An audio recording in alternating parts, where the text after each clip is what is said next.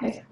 Hi everyone, I'm Belinda Gaskell. I'm the Director of Professional Development for IABC Asia Pacific. Before we jump into today's discussion, I've just got one quick IABC announcement to share, and that's that the 2019 Gold Quill Award entries are now open.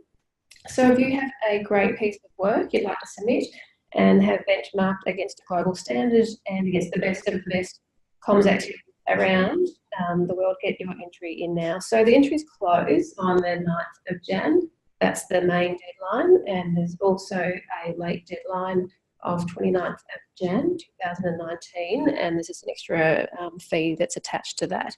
And of course those awards will be announced in Vancouver in June.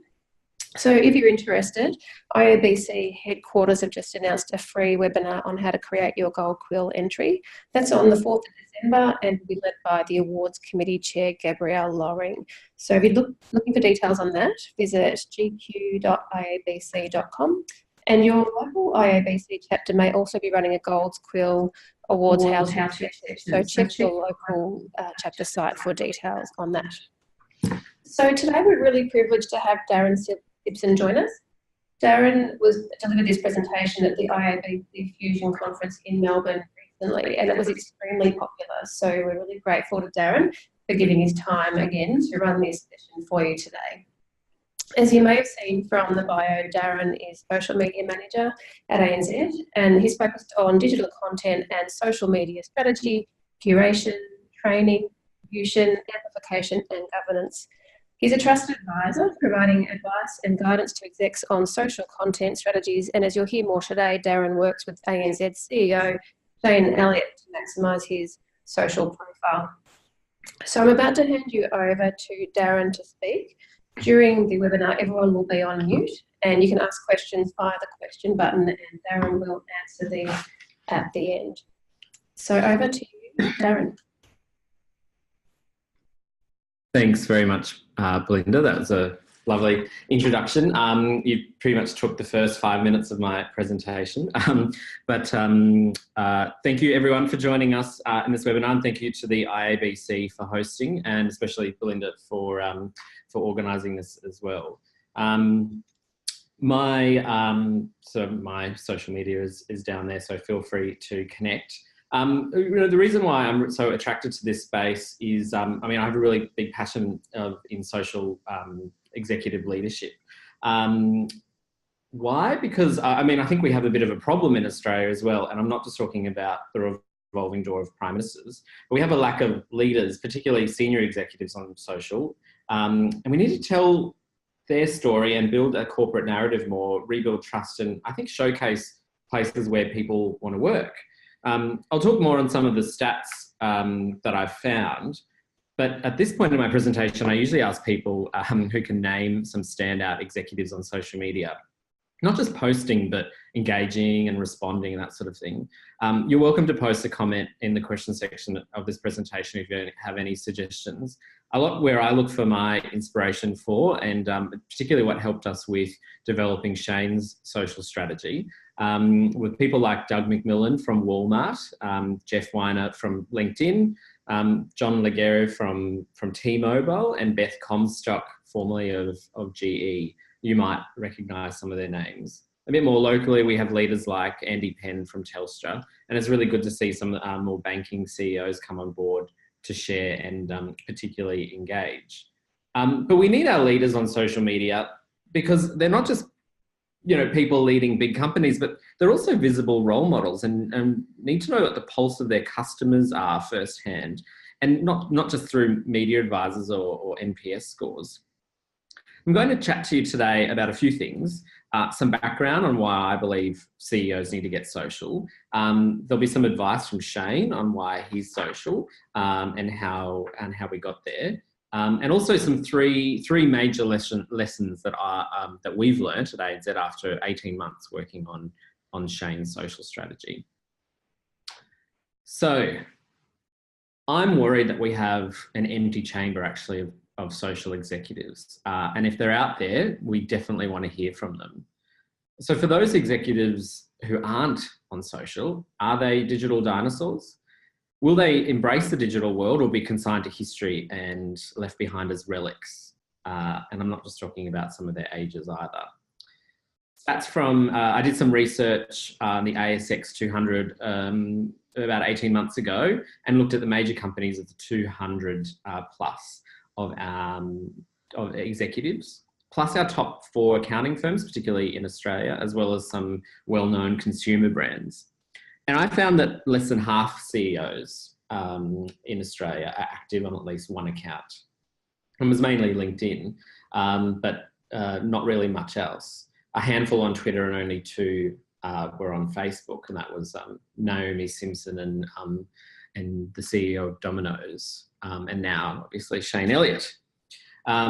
This has just actually been backed up by more recent research, actually last week, from the Australian Financial Review and iSentia, a media monitoring company, which found out that the top 100 execs in Australia, they only did the 100, had little or no influence or reach on LinkedIn or Twitter.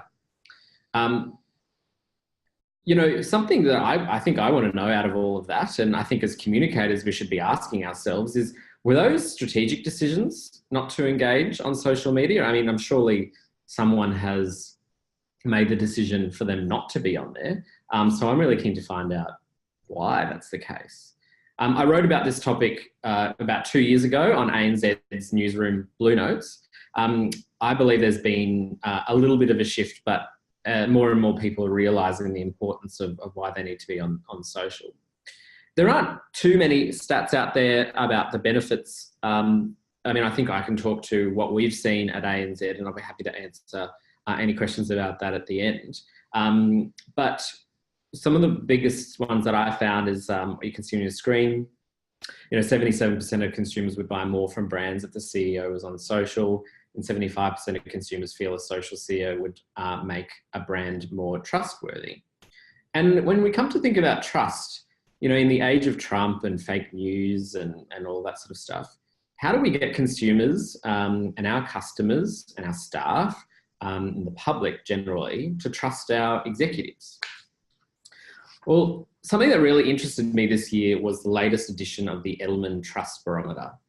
The index is an average of a country's trust in the institutions of government, business, media, and NGOs. And if you haven't read one before, I definitely recommend reading the latest. It's usually released at the start of the year, so you might, I think, be due for one in a couple of months. But what we've found is that overall trust has been in decline across the world, and people have lost faith in institutions and government.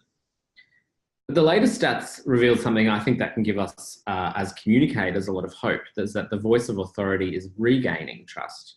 In fact, we saw it in Australia when the latest edition this year revealed that CEOs are actually on the up. They had actually recorded the highest increase in trust. It's still low, but they did at least record an increase. I mean, I think my take from it and a few things that I've read is I think it's largely due to many of them standing up, particularly in Australia, about marriage equality, or possibly they're reacting more to the changing needs of consumers. And I think, you know, the indication of the fact that people want to see their business leaders taking a stand on social issues. I think more and more as the millennial generation gets older and into the workforce, they're really changing their consumer behaviours and habits based on values. Doing what's right is also empowers your own people and employees too. And while I think that social media has done a lot to diminish trust, I believe it can do so much more in regaining trust and respect in the community. And I'm a massive believer in that our CEOs can play a huge role in this. So it's our opportunity to seize this moment. Your customers expect to see you, your staff want to connect with you, and your community expects you to lead that change. And I think that's really important whenever we're sort of designing strategies for our executives on why they should be there. This is actually absolutely a pivotal moment, and I'm worried that, you know, some people may miss out on that in the future if they leave it too long. Of course, you're going to get questions about the barriers. What are they worried about? I often get a lot of questions from people who are maybe just trying to get out of doing it, but there are things that I like to call the 3 T's. Now, usually I'd like to ask people what they think it means, but we don't have that luxury right now. Things I like to call trolls, time, and talent. So what about the trolls? They ask. So what? Let them talk. You have the power to block, mute, and report. Use those features to your advantage. You'll get disgruntled customers, no doubt, but they're not going to ruin your share price if they come out with something nasty for one comment. Being on social means you have the opportunity to respond to them and quickly shut it down. In fact, you know, I hear a lot of people saying, oh, it's really risky being on social media, but I think the biggest risk is not being on social media. You know, when we launched Shane, particularly on Facebook, which is a bit more of a consumer, everyday consumer focus, we didn't even find a mass increase in the number of complaints. Shane wasn't inundated with requests or complaints or comments. I mean, beforehand, in the lead up to launching him, I spent a good amount of time writing governance policies and escalation maps, only to have Shane himself respond quite simply and have the conversation almost stop.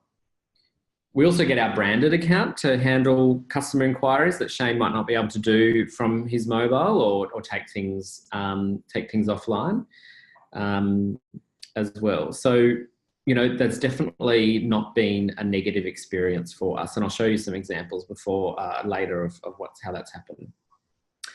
Time, you know, an executive will always tell you that they're busy, and there's no doubt about that. But no one's busy enough to at least spend 10 minutes a day on social. Shane has included it as part of his day.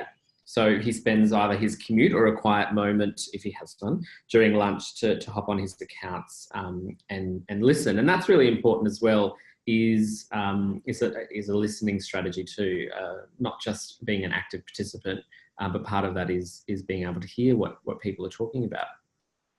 And then talent, you know, some people think that they don't have the talent to be on social. And I was strategic by putting a female there only because I worked on a notable women program that we had at ANZ, which we developed just for female executives because they felt the most uncomfortable about being on social and talking about their talent and talking about their experience. And so it's really important that we bring our female executives along with us because they make up, I think a latest report showed, less than 20% of news coverage when it comes to particularly financial industry.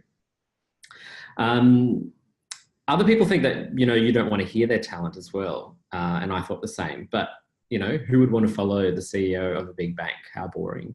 But it's actually worked really well for us and it's been successful in reaching our staff. And people want to get the insights. The biggest question, the most common question that Shane gets on social and when he's sort of out and about with staff and customers is, what's your average day look like? What's the average day in the life of the CEO? So it's really important to be able to capture those things too. But enough from me for the moment. I want to show you a quick recording from Shane. This was as a snippet from when we recorded a Facebook Live Ask Me Anything to celebrate him being on the platform for a year. And I'll just play that now. Shane, 1 year anniversary on Facebook. How do you feel? Well, it's gone really fast, actually. It's been good. Mostly good.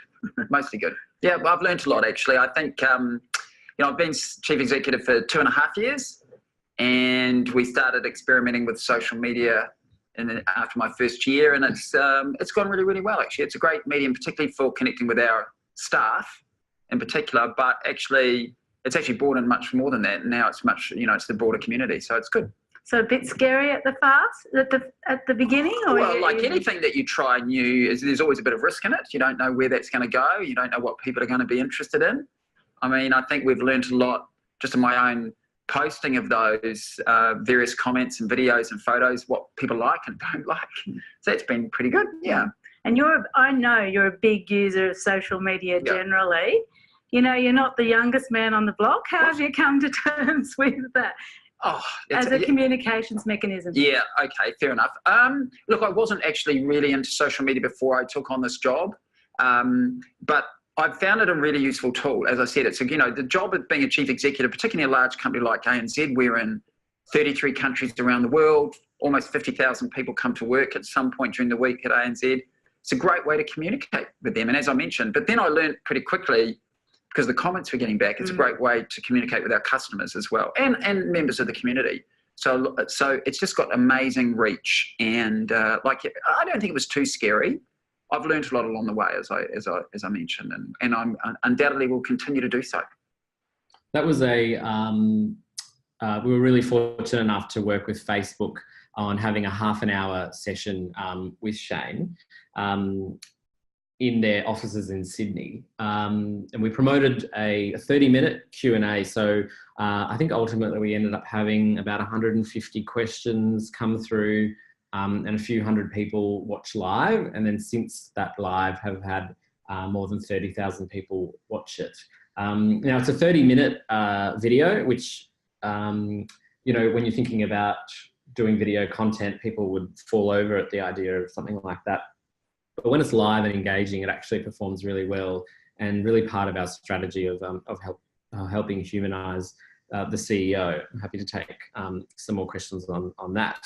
So there's some advice that you can take to your executives. But really, this is about just jumping in.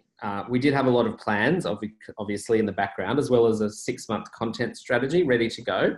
But this has absolutely been a huge learning experience. And that's for Facebook particularly. Shane mentioned he was on Twitter first, then we launched Facebook. He'd always had LinkedIn, but then we really, at the start of this year, pushed that strategy and have played a more pivotal role in his thought leadership on LinkedIn. I want to tell you actually a quick story about how we convinced Shane to use social media, particularly Facebook. As I mentioned, he was already on those platforms, wasn't using them as an engaging tool, but more as a listening tool. We knew he was a good communicator and he's had great values and good internal comms. A couple of us went to San Francisco to a communications conference hosted by Facebook, and we heard about their influencer program. And we thought, this is the next big thing. How do you humanize a CEO and build trust? And particularly in the banking industry at the moment, if you're a follower of the news, there's a fair bit going on.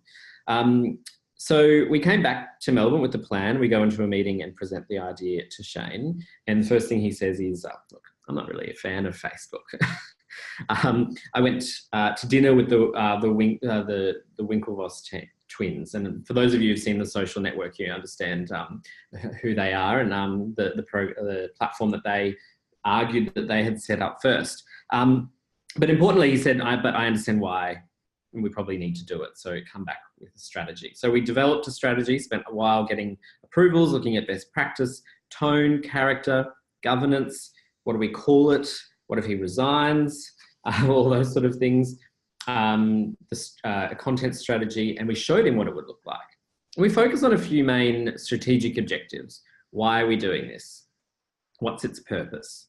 So we're going to humanize the CEO. We're building trust. We've got to connect with our staff, because at the time we didn't have a mobile version of our internal social network. And we want to continue the narrative that we're a digital bank as well, and particularly in this time that we're in, we want to really listen to customers.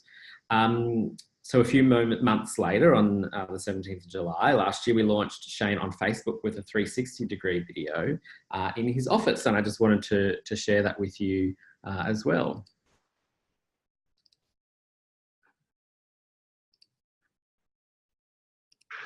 Hi, I'm Shane Elliott, the Chief Executive at ANZ, and I'm launching this Facebook page. And I'm doing it from my office here in our headquarters in Melbourne. And it's all being filmed on 360, so feel free to look around where I work. You might be asking why I'm doing it now. Well, Facebook has clearly become a part of many people's everyday life, and it's a great opportunity for me to be able to connect in a different way, and perhaps with new people, about ANZ and what we're achieving in the community. So I'm hoping that I'll be able to bring to you some interviews and discussions that I have with our own people, the people who work at ANZ, and importantly our customers and people from all walks of life to you through this channel. So it's pretty exciting, and I'm really looking forward to getting started. So there you go. There's our introduction to Facebook with Shane. We're really happy with how it's gone so far. There've been more than 100 posts on the channel, 60 of them videos, all of which I filmed on my iPhone as well. And I'll go into a little bit later in some of our lessons about the authenticity of that. And so I do want to take you through what I said at the start, 3 key lessons that we've learned from Shane's presence on social media. And I'm talking across all of them as well. I genuinely believe that communications needs to be part of a leader's DNA. It needs to come easy, and more importantly, it really needs to be genuine. I also think that the reason why we didn't get as much backlash, hate or trolls is because Shane is a human, not a brand. It's really harder. It's harder to hate on a human than it is for a brand. We've shown his personal side, his values, his beliefs, his favourite songs. People love a good backstory. And also, you just can't beat authentic as well. People know when something's been scripted by a comms person too. So these are the main lessons that I want to talk you through in more detail.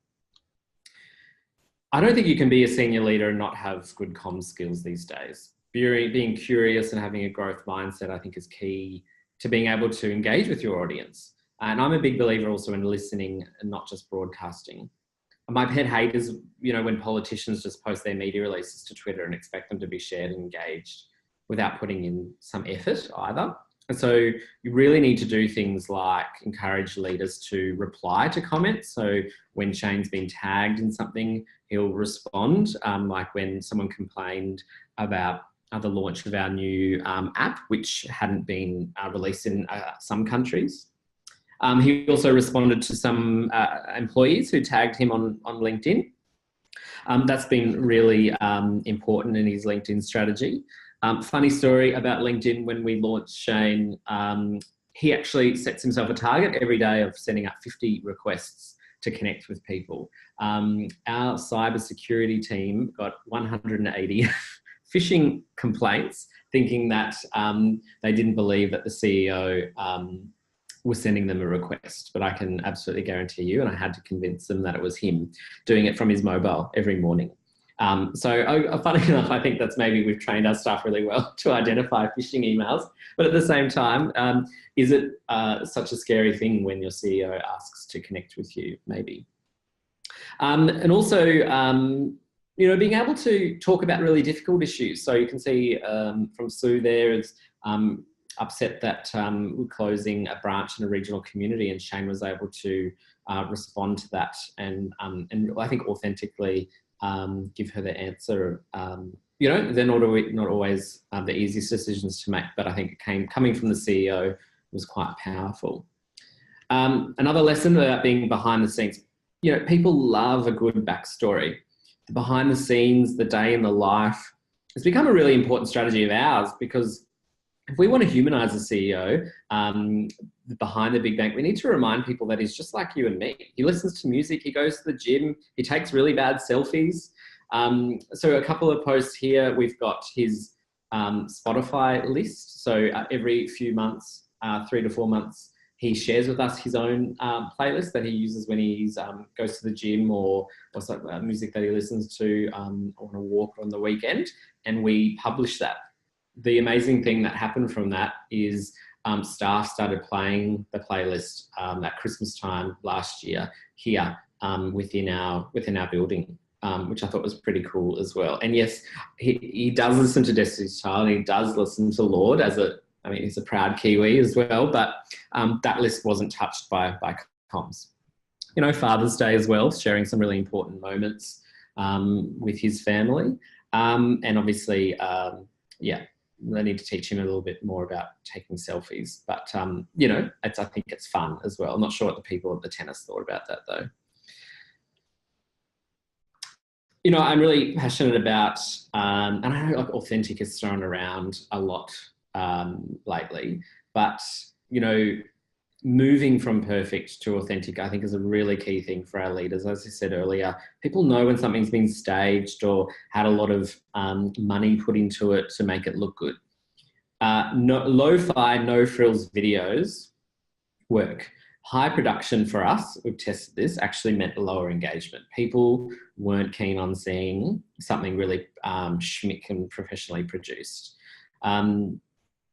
He took the first one on the left was a video that he filmed when he was in Mumbai in India on a trade conference, on a trade trip to see some of our customers over there. This is him at the airport. He just turned the camera around and recorded a selfie, sent it to me, and I didn't need to do really any editing, and I uploaded it to LinkedIn. It was one of his most popular videos.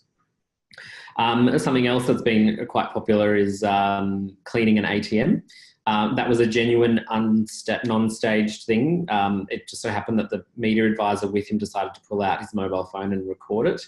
Someone on national radio complained that their ATM was dirty, and so he happened to drive past it after that radio interview and hopped into Bunnings and picked up a bucket and cleaned it, because this one wasn't attached to a branch. And then, you know, being open and transparent. So on the right-hand side was another Facebook Live that we did this year on the 12th of February. And what was really important about that date as well, for those of you not in the banking or finance industry, is that this is the day the Royal Commission into banking actually started. But we had this date set for a while, and Shane was really adamant that he didn't want to change it. And he was asked about it, and he was really open and authentic about talking about it too. That I think was a really powerful statement, that he's not hiding behind any of this as well. I want to show you another video that Shane did during his other Facebook Live about why executives should be on social. Very interested in your social media activities, Shane. It said, being an active CEO on social media, it's important for the management team to be active. And are you encouraging others within ANZ? Yes, I am. And look, are there any recalcitrants out there? Oh, there's bound to be. I don't know that you can afford to be a recalcitrant today. And I mean, it'd be as ridiculous as if we sat here and said we had people in our team who didn't like using a telephone, you know, or email or something. We'd say, well, you know, that's just a way of life. So it is a way of life. And the other reason that I use it and I really encourage my team is, and again, this wasn't thought through at the time, but I've come to learn, this is the way our customers live their lives. And if you want to be customer focused and do the right thing for them, you have to participate. You have to be part of it and understand. Now, some of us get to do that through our children, and we see our children using it, but even that secondhand, you have to be doing it yourself, I think. So I absolutely believe it's actually a responsibility, if not an obligation, of our people to be engaged in social media. So, I mean, I think that's pretty stark. He really does make my job a lot easier, to be honest. You know, he's even been quoted in the Australian Financial Review when he launched into social more, saying, if you're a senior exec at ANZ and you're not engaged in social or our digital technology, then I'm not sure how long you're going to last. That's a direct quote. Pretty stark. But I think, as you know, he's mentioned before, it's just like, it's like not having an email or a telephone. You know, you've really got to be engaged. So that takes me to the end of the presentation. You know, I think those three lessons I think are really important. You know, comms in their DNA, move from perfect to authentic, and showcase behind the scenes as well. It's really important to be able to, you know, and also they're senior execs, so you need to show them the value as well. And so part of what I need to do, what I did as well, is pit them against other senior execs. And so I told him that he had, you know, someone had more followers than him and another exec on another channel. And so I think that actually is a really good motivation too. And then give them the stats as well, report back to them about how it's doing too. And I'm not just talking about the vanity metrics as well. You know, I might say, well, your video got 20,000 views, but what does that actually mean? Who was watching it? What was the right people? And we saw on LinkedIn when he started at the start of the year, he had about 5,000 followers, and now he's got about 40,000, which is fantastic. But what I've seen is the quality of the comments that have come through actually changing, and there are less staff commenting on it, actually more externals commenting on it, which if that's part of your strategy, then I think that's a fantastic thing, because at the same time, you don't really want to look too much like an echo chamber. But I do appreciate and that it's a good way to talk to your staff as well by using the platforms that they're on too. So thank you very much for allowing me to chat with you today. I'm keen to take any questions, but also can offline as well if you wanted to DM me.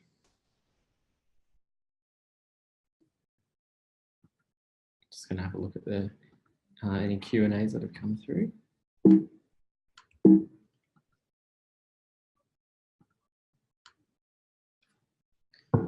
we might give anyone some time if they want to ask any questions.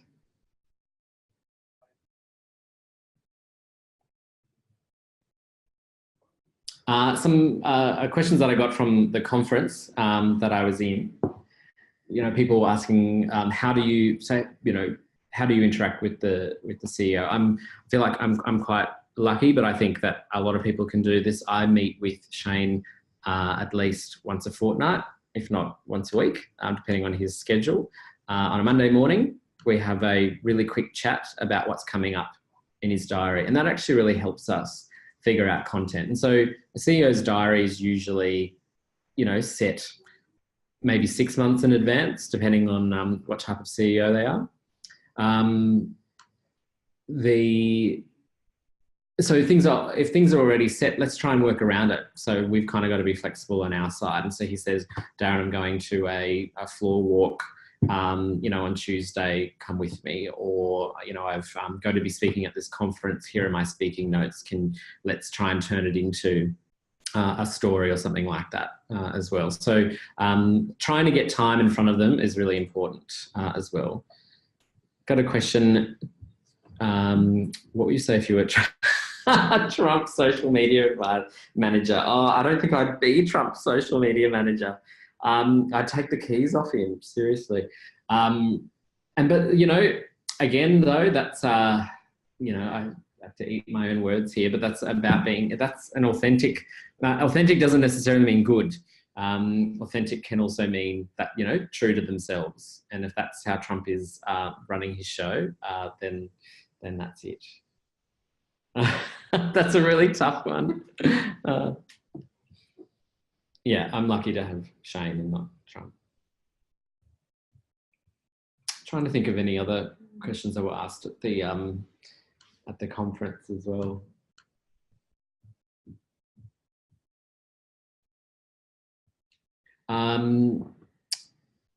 Do I have the keys to Shane's accounts, or do I have a post on his behalf? And if so, how do you split the posting moderating between you? Yeah, that's a really good question and something that I get as well. Look, he has the keys to all the accounts. Absolutely. There are times where I might need to post on his behalf, but nothing goes out without him telling me what to say. And so it depends on how busy they are, of course, and what their schedule looks like. But nothing is, everything that you see is his voice. I just help with some of the posting, because if he's away from his computer or traveling or something like that. I moderate in conjunction with our social servicing team. And so we monitor all of his accounts for any customer inquiries that come through.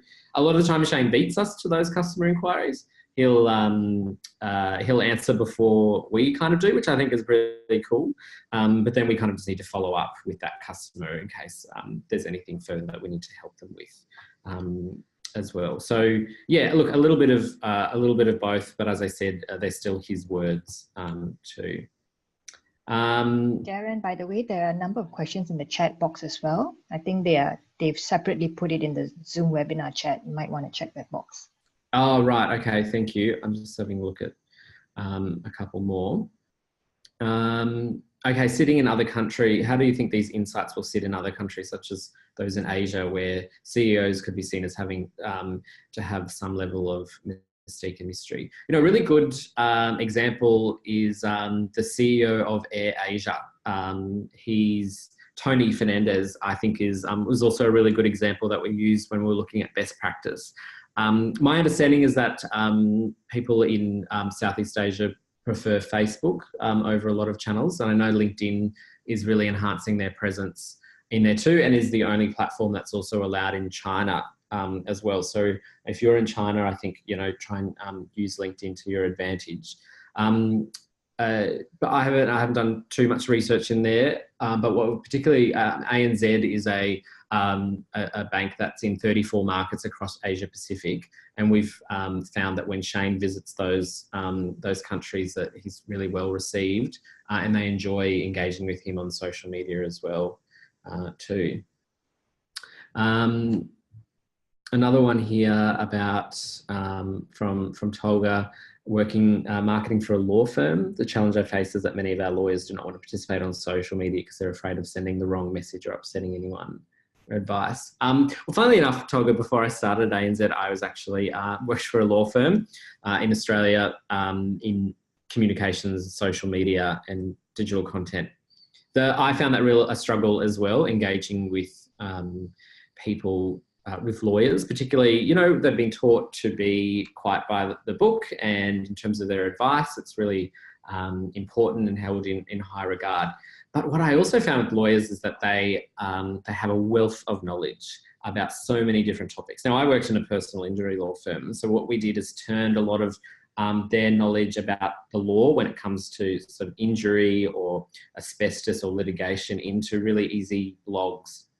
And then once they've got their words written, you know, it was approved by General Counsel and then was published so they could actually share their insights with that too. You know, I think the laws in law firms and banking is very similar about not giving certain advice online.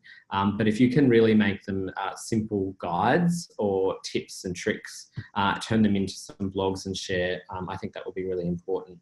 You know, I think it's really important to let the lawyers know that they're quite protected and the organisation has their back too. Hope that's helped. Mailer, Shane mentioned he's doing his best to get his management team on board. Who advises on their social media strategy and monitor their posts? Is there a discussion with him or senior leadership before they release their comments? No, our policy at ANZ is that we trust our people to make the right decisions and do the right thing on social media. We have social media guidelines in our governance and policies. When people join the bank, they've got to go through some training about the use of systems and our IT policy. So social media is a big component in that. The basic rule is, as long as, you know, you don't want it to a bad comment to appear on the front page of your local newspaper. But I think that we employ smart people who should be able to do the right thing. Shane doesn't approve or see a lot of those, but I like to see the engagement between executives on social as well. Tone, do any other execs have a similar tone to Shane? You know, I think, you know, when we were sort of putting the strategy together, I think it was really important that we got Shane's tone right. And I think tone is a really personal thing and something that's really unique to a professional. But we definitely wanted, and so it was natural for Shane to be a bit charismatic and authentic, a man of the people kind of thing. And so it's really just about capturing that. I don't think you can fake tone, but it's definitely ensuring that you're, I think, transparent about who you are on social as well. Are there any restrictions from Facebook on social media policies for corporations to break any rules? That's a good point. I think legal has been through our policies. And I think as long as we're not breaking any of the rules that the bank has in our own terms and systems of use policy, then no. But you know, I did have quite a lengthy meeting with legal about all of this. So I'd definitely check with your legal people about that. You know, we can't offer financial advice. We can't be seen to eliciting sales and things like that. So I think, and what I say to Shane is treat this like your personal account as well. Because everyday people are following you and wanting to connect and hear what you have to say too. Some CEOs would have a social media officer post for them and present themselves as the CEO. Either they just don't have the time or they're simply not comfortable, but they listen to what the conversations are together with their social media officer or comms head. What are your thoughts? You know, I mean, I definitely, when I meet with Shane's, talk about some of the comments that have come through. I mean, I think only once or twice we've, you know, I think genuinely if Shane can't respond, we get the brand to respond for him, particularly on a complicated customer matter. I really do stress that it is important that I think that as a genuine and authentic voice you can get from the leader is important to show that. You know, some politicians get people like it's posted by the Prime Minister's team or something like that. You know, I'm not the biggest fan of that. I think, you know, I'm following a person, I want to see that person. But again, it all depends on your relationship and what you have with them and how willing they are to get on. But I think a lot of it is us as communicators letting go of those keys. I think before executives have been really protected about having to say the right thing, but you know, I want to see the spelling mistakes or the grammar mistakes because I know it's them. I know when Shane's responded to something because it'll have a space between a full stop or something like that, which I think is fine. Meryl's asked, how do you measure impact on sales, profitability, or other hard business measures, efforts versus change? This is a really good question. You know, after a year and a half of doing it, we made a decision going into this that we wouldn't have Shane promote any of our products because I just didn't think that would look authentic. You know, his position as a CEO here is to tell people why it's great to work at ANZ, to live the values of our business and to showcase the great things that we're doing in the community.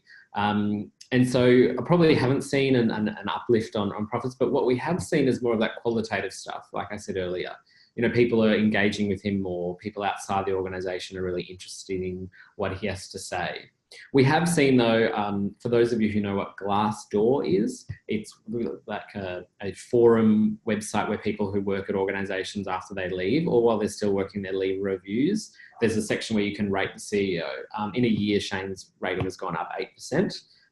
You know, I'd like to say a lot of that's due to his social, but a lot of it's also due to the cultural transformation that we've been going through at ANZ as well, through both our new way of working, moving to an agile methodology and some other cultural changes that have happened here. So look, I mean, I've taken a little bit from all of that. It is hard to measure, but what I hear from staff is that they really enjoy that authenticity and that visibility of a leader as well.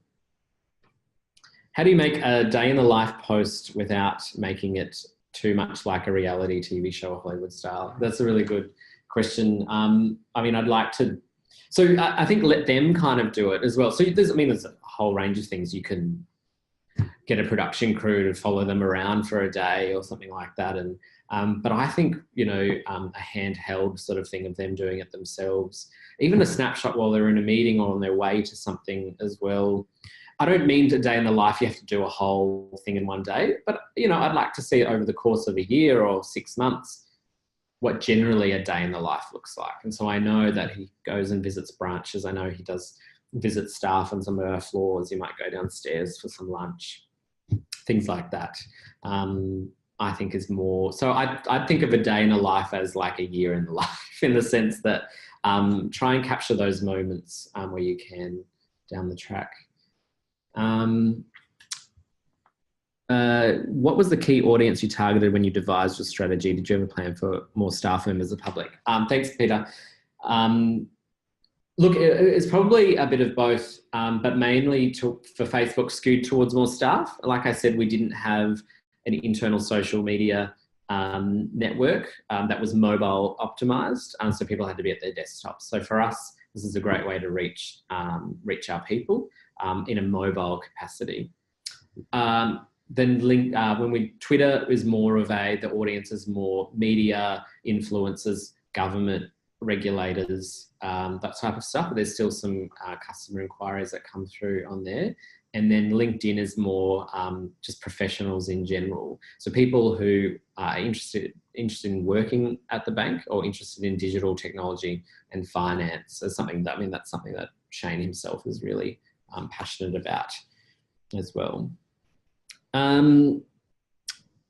My executive is extremely data driven, and to make the case for upping her social media presence, I'd like some strong metrics to point to the benefits of social media engagement, particularly on Twitter, in your reports. I'd like to get back to you on that one. I think, I'm not sure how, it just says anonymous at the moment, but if you'd like to DM me, I can probably point to things. A couple of those stats that I showed before, one was a Brand Frog survey, and the other one was from the FIS. The other one, sorry, it's just escaping me at the moment where those stats came from, but I do have them. There's a lot of anecdotal data to go with it as well about the importance of it all, but showing them the data is really important. So I'd like to take that one on notice at the moment. Some CEOs would like to, this is Kelvin, retain their privacy to their personal life. How would you consolidate this with posting about personal family? That's, thanks, Kelvin, that's a really good question. I think with that one, Shane, we made a choice not to have Shane talk about his family per se, so he wouldn't post pictures of his partner or child, but he'll definitely, he might mention them. So he's mentioned his daughter in passing before about reading books and things like that. So when I talk about personal life, I'm referring to things that he's done, like his favourite book to read or his favourite music to listen to, something that humanises him a little bit more. You don't have to, and I guess it's all up to, and it's up to all of us as communicators and when we're talking to our executives. I think we should show a little bit of personality on our social profiles to make us look a little bit more human. I think it's up to you about how much you want to. I generally think older executives or older people I want to show less, whereas we'll have younger people who are happy to show more, you know, given the age of Instagram and things like that too. Catherine, do you think Shane's social visibility has softened any negative storylines from the Royal Commission? Good question. I'm not probably qualified enough to talk about the Royal Commission per se, particularly as hearings are currently on.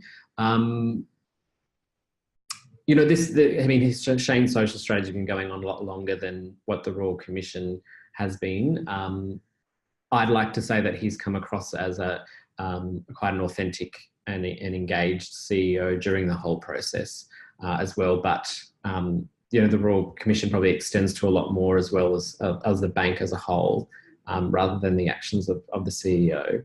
But he's been happy to take questions on the Royal Commission on his social media as well. And in fact, gave out his personal or his work email address to anyone who has that. So I think social has enabled him to connect and listen to those stories that people have had better as well. I think that's what the benefit of him being on social during this time has done. Thank you for all the questions that are coming through. I'm sorry if I'm not getting to it all at the moment. Does Shane have a personal social media presence? If so, how does he manage the two? What's the difference? I actually don't know, to be honest. Whatever he wants to do in his personal capacity, I think is up to him. He may have a private Facebook account that he just connects with his friends and things like that. But yeah, that's a lot. I think, you know, our view here is that, you know, even in your personal capacity, if you can be recognised as an ANZ staffer, then that still puts you at a little bit of risk as well in terms of if you say something or do something bad. So he would fall in the exact same rules and guidelines that we have as well. But I don't, I'm not part of his personal ones as well. Andrew, how are Shane's direct reports going with their social accounts? Good question, Andrew. Our wider comms teams help with that. I'd like to say, and maybe Belinda can help me, that they're doing quite well with that as well. They all have social presences either across Twitter or LinkedIn, and we have a really big Twitter presence here, I think, with our staff and our executives. I'd like to say that they're great. You know, the thing that we have to, or I'm concerned about as well, is not having Shane sort of overshadow them. And in fact, what we're going to be doing is using Shane's presence to bring our other executives along with him on their social journeys as well. Because Shane's, despite being the CEO, doesn't have probably the deepest knowledge in terms of our institutional business or our wealth business as other executives do, and rightly so. They should be representing their areas of the business across social as well. So we'll definitely use Shane's presence to help raise their profiles as well. Social media monitoring, this is from Mela. Who gets access to the data monitored and analysed? Is info kept to a particular group within the organisation or shared at scheduled time on any specific platform, like a staff town hall? I think that's really good. You know, when we monitor it, I think it stays within communications at the moment, but I don't see a problem with that being shared wider. I think we'd like to be open about the number of requests and comments and things that have come through. I think that only makes the process easier to sell to other executives and to other people in the business, and shows the true value of it. So we probably need to get better at sharing those, but we definitely analyse the data and insights every month to see how we are tracking in terms of what people are genuinely interested in hearing about from the CEO as well. What level of involvement do you have in the direction of messaging in Shane's videos? His recent LinkedIn video discussing ANZ's annual financial results. Is the direction led by corporate affairs or media, or you or Shane? All Shane.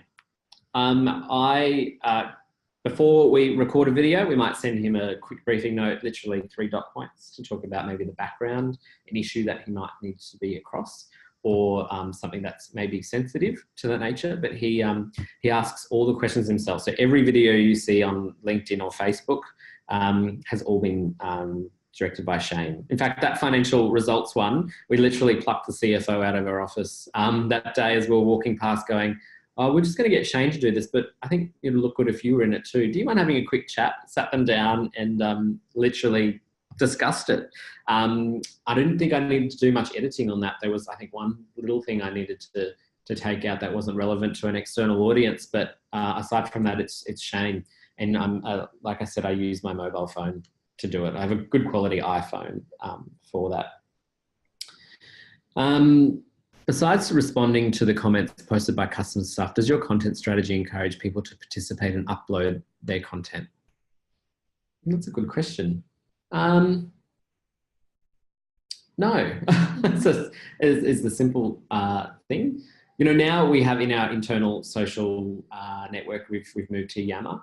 And so that's a little bit more of a collaborative approach to the way we work at ANZ.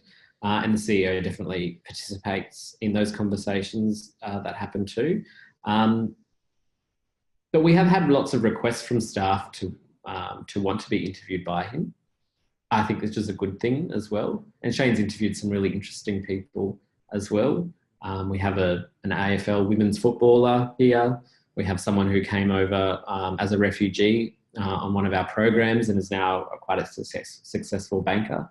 And we have a former Olympian as well. So, you know, telling some of those staff stories is really good to adding to the culture and values that we have too. I think we've got time for one more question as well. Facebook and YouTube is encouraging a move for more original content. Do you encourage staff and customers to post original ideas versus providing comments to your social media platform? Yeah, I mean, moving on from what I said previously, I think we like the stories that we hear on the grapevine from staff have really been helpful and really helps us inform our content strategy when someone's done something really great or something really cool. And so we want to share their stories as well. I do agree that, you know, Facebook content is becoming more original and I want to see more of that. And like I said before, the sort of more perfect content I don't think is resonating as well with people. And so that's why I don't really use a tripod when I'm filming. It's kind of just on like a steady cam situation, so that shows a little bit of movement as well.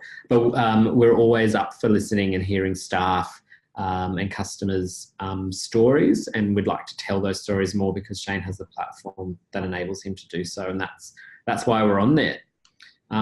So thank you so much, and again, feel free to DM me. I'd love to provide any more research that I've found. I mean, I genuinely think that the more CEOs that we have on social, the more execs, the better I think our world will be, to be honest. And I know that sounds maybe a bit fairy tale, but I like to think that more engaged execs will make better places to work and a better society. And that's definitely my belief and what I'm passionate about. So thank you for the opportunity. Thanks, Darren. And look, just on behalf of everyone on the webinar, I just would like to thank you for sharing your insights today. And we've just gotten through 20 questions there. So that was a phenomenal effort, and thank you. I think everyone will agree, we appreciate your transparency and openness around what's happening here at ANZ. As I mentioned earlier, and we're getting a few thank yous coming up on the screen there as well, so thank you everyone for the feedback. This presentation was recorded and we'll make that available to everyone who registered for the webinar. And of course, we'd love your feedback, including suggestions on future topics you'd like us to bring to these webinars. So we'll send an email with a survey link and the recording after the event. And of course, don't forget to follow IABC Asia Pacific on social. We're on Twitter, LinkedIn or Facebook.